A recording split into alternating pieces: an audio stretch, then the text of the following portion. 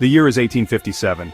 The United States, a young nation already fractured by the issue of slavery, faces a new crisis brewing in the West. In the remote and desolate landscape of Utah Territory, tensions simmer between the Latter-day Saints, also known as Mormons, and the federal government. This conflict, which would become known as the Utah War, would test the limits of federal authority, the resilience of a persecuted religious community, and the very fabric of a nation on the brink of civil war. The Mormons, seeking refuge from persecution, had migrated westward, eventually establishing a thriving community in the Salt Lake Valley. Led by the charismatic and iron-willed Brigham Young, they built a society governed by their religious principles. This independent streak, however, would soon put them at odds with the federal government in Washington, D.C. Rumors spread eastward about Mormon defiance of federal law, fueled by the Saints' practice of polygamy and their control of local politics. When reports reached President James Buchanan of open rebellion against federal officials in Utah, he felt compelled to act. The stage was set for a showdown in the desert, a conflict that would capture the nation's attention and leave a lasting mark on the American West.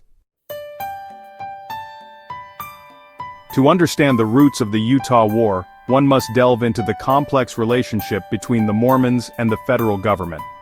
The Latter-day Saints, founded in 1830 by Joseph Smith, faced intense persecution from the very beginning. Driven from their homes in New York, Ohio, and Missouri, they sought refuge in the American West, far from the reach of their persecutors. Under Brigham Young's leadership, they embarked on an arduous journey across the Great Plains, eventually settling in the desolate but promising Salt Lake Valley.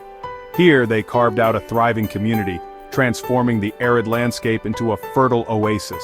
They established their own government, the state of Deseret, seeking recognition from a federal government that had, in their eyes, failed to protect them. However, the Mormon practice of polygamy, along with their political and economic independence, raised eyebrows in Washington.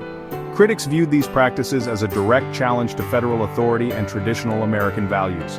The Mormons, for their part, saw these attacks as religious persecution, a continuation of the intolerance they had faced in the East. In 1857, President James Buchanan received reports from federal officials in Utah claiming widespread defiance of federal law and even open rebellion against their authority. These reports, later found to be exaggerated, painted a picture of a lawless territory controlled by a rebellious theocracy. Buchanan, already grappling with the issue of slavery tearing the nation apart, felt compelled to assert federal authority in Utah. He decided to replace Brigham Young as governor with a non-Mormon appointee, Alfred Cumming, and dispatched a military force of 1,500 soldiers to escort Cumming to Salt Lake City and establish a federal presence in the territory. This decision, made without a full understanding of the situation on the ground, would have far-reaching consequences. The Mormons, viewing the approaching army as an invading force intent on their destruction, prepared to defend their homes and their way of life. The Utah War, a conflict born of misunderstanding and fueled by mistrust, was about to begin. As the federal troops, commanded by Colonel Albert Sidney Johnston, made their way across the plains, Brigham Young declared martial law in Utah Territory. He called upon his people to resist the approaching army, vowing that they would not be driven from their homes again. Mormon militiamen, known as the Nauvoo Legion, prepared to defend their land. Employing a scorched earth policy, the Mormons burned grazing lands and destroyed supply caches along the army's route, hoping to delay their advance and make the approaching winter work in their favor. Small bands of Mormon guerrillas, skilled in the art of mountain warfare, harassed the federal troops, staging surprise attacks and then melting back into the rugged terrain. These tactics, while effective in slowing the army's progress, did little to ease the growing tension between the two sides. The federal troops, facing a determined and elusive enemy, found themselves bogged down in a conflict that seemed to have no easy resolution. Section 5. A War of Nerves. Stalemate in the Salt Lake Valley. By the fall of 1857, the federal troops had reached Fort Bridger, a strategically important outpost on the Oregon Trail. However, their supplies were dwindling, and the harsh winter of the high plains was fast approaching. The Mormons, having burned Fort Bridger before the army's arrival, controlled the eastern approaches to the Salt Lake Valley. The two sides were locked in a tense standoff. A war of nerves played out against the backdrop of the imposing Wasatch Mountains. Neither side wanted a full-scale war, but neither was willing to back down. The situation seemed intractable, a powder keg waiting for a spark. In Washington, President Buchanan began to have second thoughts about his decision to send troops to Utah. The conflict was proving to be costly and unpopular, and it threatened to further divide a nation already teetering on the brink of disunion. Section 6. Peace at last. The Compromise of 1858. As the stalemate in Utah dragged on, both sides began to recognize the futility of further conflict. Cooler heads prevailed, and negotiations began in earnest. Thomas L. Kane, a non-Mormon who had befriended the Saints during their exodus from Illinois, played a pivotal role in mediating a peaceful resolution. In the spring of 1858, a compromise was reached. President Buchanan, eager to find a face-saving solution, offered a pardon to those who would agree to abide by federal law. Brigham Young, recognizing that further resistance would be futile, accepted the pardon and urged his followers to cooperate with the newly appointed governor. As part of the agreement, the federal troops were allowed to enter Salt Lake City, but they were required to establish their camp some distance from the city center. This symbolic gesture allowed both sides to claim victory of a sort. The federal government had asserted its authority, while the Mormons had avoided a bloody confrontation and maintained a degree of autonomy.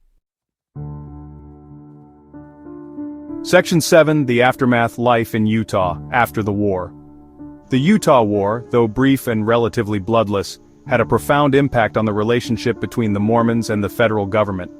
The conflict solidified the image of the Mormons as a defiant and independent people, unwilling to bend to the will of Washington. This image would linger for decades, shaping perceptions of the Latter-day Saints and influencing federal policy towards Utah. In the immediate aftermath of the war, life in Utah returned to a semblance of normalcy. Brigham Young, while stepping down as governor, remained the undisputed leader of the Mormon Church and continued to wield considerable influence in the territory. However, the presence of federal troops in Utah served as a constant reminder of the limits of Mormon autonomy. The issue of polygamy, a major point of contention between the Mormons and the federal government, remained unresolved. It would continue to be a source of conflict for decades to come, ultimately leading to the Mormon Church's renunciation of the practice in 1890 as a condition of Utah's admission to the Union as the 45th state. Section 8.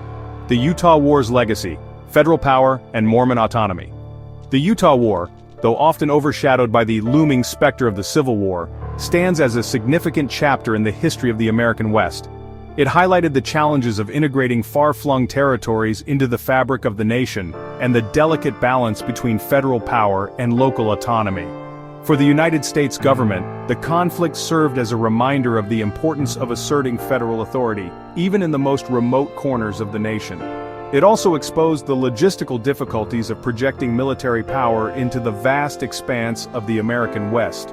For the Mormons, the war solidified their identity as a resilient and self-reliant people. It also reinforced their distrust of the federal government, a sentiment that continues to resonate with some members of the church today. The Utah War, despite its relatively small scale, continues to shape our understanding of this tumultuous period in American history. Section 9. Conclusion. A nation tested, a territory transformed. The Utah War, though often relegated to a footnote in history books, offers a compelling glimpse into the complex forces that shaped the American West and the nation as a whole. It was a clash of cultures, a test of wills between a fledgling nation grappling with its own internal divisions, and a determined religious community seeking to carve out a place for itself in a rapidly changing world. The conflict, though ultimately resolved through compromise, left an enduring legacy. It highlighted the fragility of national unity in the face of sectionalism and the challenges of balancing federal authority with the rights of individual states and territories. The Utah War, though a relatively minor conflict in the grand scheme of American history, offers valuable lessons about the importance of understanding, tolerance, and the enduring power of the human spirit. As we reflect on the Utah War, we are reminded that the story of America is often a story of conflict and compromise, of progress and setbacks. It is a story that continues to unfold today, challenging us to confront our past, grapple with our present, and strive to